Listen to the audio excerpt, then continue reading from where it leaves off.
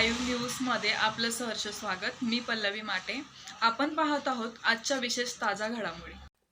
राष्ट्रीय गुन्हे अभिलेख केंद्र नवी दिल्ली यांच्या वतीने 2020 मध्ये घेण्यात आलेल्या conference of good practice in CCTNS and ICGS 2020 मध्ये इम्प्लिकेशन ऑफ ICGS सर्चचा वापर भारतामध्ये महाराष्ट्र राज्याने सर्वाधिक करून चांगली कामगिरी केल्याने महाराष्ट्र राज्य पोलीस दलास प्रथम क्रमांकाचे पारितोषिक देण्यात आले।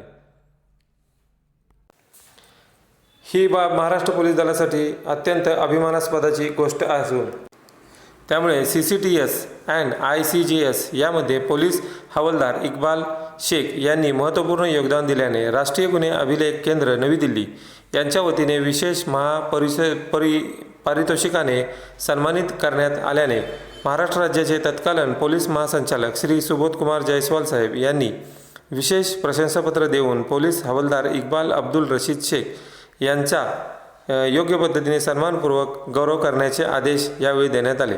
त्या अनुषंगाने 26 जानेवारी प्रजासत्ताक दिनाचे औचित्य साधून सोलापूर पोलीस अधीक्षक सौ तेजस्विनी सातपुते मॅडम यांच्या हस्ते सन्मानपूर्वक गौरव करण्यात आला।